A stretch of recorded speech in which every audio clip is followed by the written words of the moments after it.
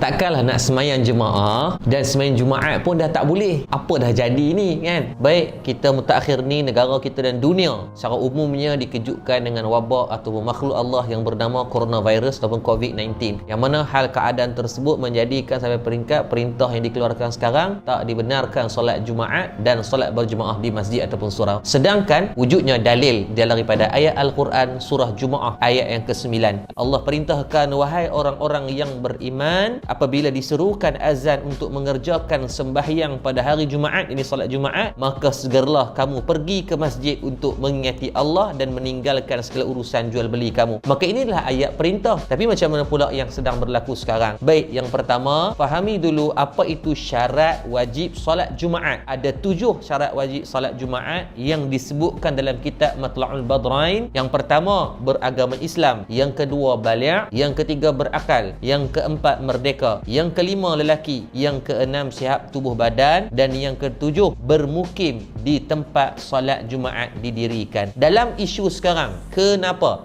tidak boleh untuk solat Jumaat dan berjemaah adalah yang keenam tadi, sihat tubuh badan. Ada masalah yang menjadikan kalau pergi berhimpun akan mendatangkan pada mudarat. Baik, kenapa tak boleh? Maka kita back to basic. Berlaku di zaman Sayyidina Umar Al-Khattab radhiyallahu anhu, ketika mana Sayyidina Umar menjadi khalifah pada tahun 17 Hijrah, maka berlaku satu wabak ta'un di kawasan dekat dengan Jordan. Maka perjalanan Sayyidina Umar nak menuju ke Syam itu terganggu sebabkan kena lalu kawasan tersebut yang berlaku penyebaran wabak ta'un. Maka ketika Sayyidina Umar Al-Khattab radhiyallahu anhu dah ijtihad dengan sahabat yang lain untuk berpatah balik, maka datangnya Abu Ubaidah Al-Jarrah radhiyallahu anhu, seorang sahabat yang sangat mulia. Dia kata kepada Sayyidina Umar, wahai Sayyidina Umar, adakah kamu nak lari daripada takdir Allah? Bahasa mudah kata, pi je lah, tak usah takut, Allah akan pelihara kamu. Maka kata Sayyidina Umar Al-Khattab radhiyallahu anhu, aku lari daripada takdir Allah kepada takdir Allah yang lain. Maksudnya gini, kita bawa kenderaan kereta, duduk dalam lain kanan, dalam duk bawa, tengok-tengok ada bewak tengah jalan, takkan nak langgar, maka kita pun elok. Maka ketika kita elok, orang tak kata kita lari daripada takdir Allah, tetap kita berpindah kepada takdir Allah yang lain yang telah Allah tetapkan kepada kita. Yang kedua, pernah berlaku di zaman Imam Az-Zahabi. Imam Az-Zahabi sebut dalam kitab Siyar A'lam An-Nubala dalam jilid yang ke-18, pada tahun 448 Hijrah di Mesir dan Andalus, di kawasan Spanyol, pernah berlakunya kawasan kemarau yang sangat panjang, sehingga kan ketika itu berlakunya satu wabak yang berjangkit, sehingga kan masjid-masjid di Cordoba ditutup. Maka bukanlah berlaku pada zaman kita sahaja, zaman Nabi telah berlaku dan zaman para ulama kita dahulu pernah berlaku. Baik, apa yang kita nak ambil manfaat? Kenapa di Malaysia pun akan tutup? Maka para ulama di Malaysia berbincang melalui daripada beberapa. Yang pertama, mereka mentahqiqkan, mengesahkan keadaan tersebut bukan semata-mata dengan zon. Apa bukti dia?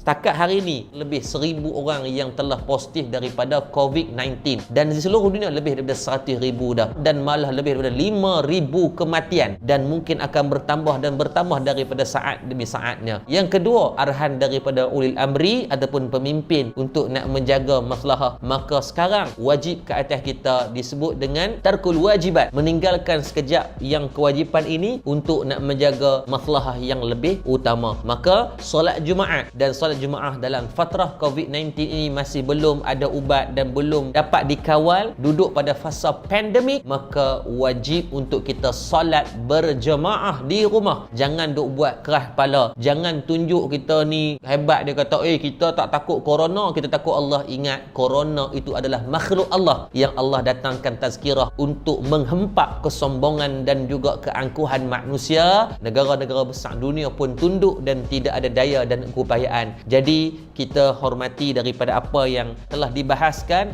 malah disebut oleh Syekh Yusuf Al-Khardawi, Ketua Kesatuan Ulama Antarabangsa sendiri, menyebut pada 15 hari bulan Mac, mengatakan bahawa agar masjid ditutup sementara untuk membolehkan agar penularan ini dapat dikawal dan dikekang terlebih dahulu. Pergi kepada solusi dia apa? Allah bagi masa untuk kita dengan keluarga. Tuan-tuan duduk di rumah, sembahyang berjemaah, makan sekali dengan keluarga, bertadabbur Quran bersama-sama, banyakkan baca hadis bersama, sirah bersama, tauhid bersama. InsyaAllah Allah akan angkat wabak ini dengan secepat mungkin. Jadi tolong menghormati orang ramai, ambil ruang ini untuk bersama dengan keluarga. Moga-moga Allah mengampunkan dosa kita semua. Assalamualaikum warahmatullahi wabarakatuh.